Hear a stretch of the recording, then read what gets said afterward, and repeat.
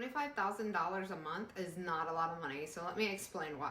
So if you are trying to be middle class, if you are trying to live in a nice neighborhood, maybe even a gated one, maybe you're trying to provide good quality education to your kids, that is going to have to be around a good neighborhood and a good community. If you're trying to maybe save for retirement or even do some investments, say in real estate, or even provide for your kids an extra things that they're going to want to do for their activities, then literally 30,000 is so little money. So let me break it down. Like a couple of years ago, I was making that kind of money, 25 to 30,000 a month. And with the taxes taken out, with providing for my kids' schooling, even though they are homeschooled, just doing the activities, taking them to the different functions. We did a lot of volunteering for the Girl Scouts for like 8 years. We did a lot of our own volunteering in the community. It just took a lot of resources. So, buying materials, buying things, donating a lot of stuff, actually buying brand new stuff to donate. It takes a lot. Okay. So when we talk about mortgages, of course, by the time you are like middle class, you're looking at buying a home. I've already been a homeowner since my early 20s. So I already had that pretty much established early in my life before kids.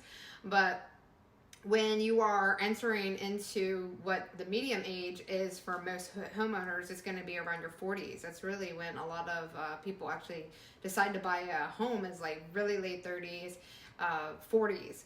And so you're looking at now taking on a mortgage and the responsibilities of maintaining a house. That is going to be the repairs, that's going to be any additions or things that you need to get done. Also around your 40s, you're most likely taking care of your parents in some capacity, or helping them out in any way you can, because they're now older. They need a little bit more help. You know that they're getting older also, so you're going to be visiting them more. And if they don't live close, you're going to have to be traveling to them. So luckily for me, my parents, even though my dad has passed just recently, but my mom's still around, and she doesn't live that far. So that even for me, like that far is 45 minutes. So for a lot of people, that is really far for you, is 45 minutes.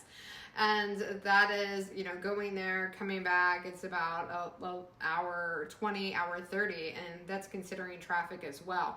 Now, of course, if you guys live much farther, then you're going to have to take a plane.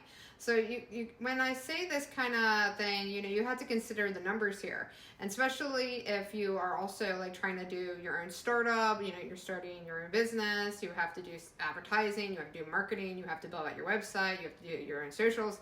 All that costs money. So I'm not trying to discourage you and make you feel like, oh my God, how am I gonna, make it? How am I gonna, do this and, grow this out? I just want you to be very aware that, $30,000 isn't going to get very far, especially in today's economy. But I hate using those terminologies, even though I know a lot of people do use them, and it's most commonly recognized when I talk about it in that terms. But really, you need to change your mindset. So the whole point of this video is to make you aware, but also work toward changing your mindset around money and think of it more as a tool to grow with. Okay, so if you have any type of savings, if you have any type of investment accounts now, and if you have any loans now, really consider the impact that they are playing in your life. Like, look at the interest rates, look at where you're spending your money on investing in yourself and your own personal growth. You look at where you're investing for future business investments or future real estate investments, where you're going to end up being able to put some money into a project, borrow some money from like the bank or another partner to also fund that project. So that's essentially free money, and then eventually sell it within like 1 to 5 years, so you can get that influx of capital during those years. Now, this isn't going to be like a month-to-month type of thing. This is more going to be like a surge of money that you're going to be able to later reinvest or later put into projects that you wanted to fund. But you need to build this into your life.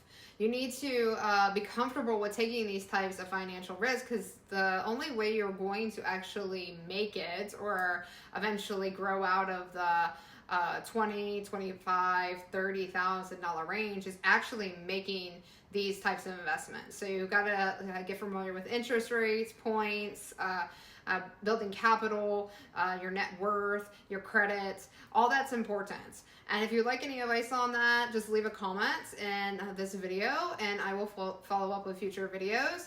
And I'll talk to you soon. Take care.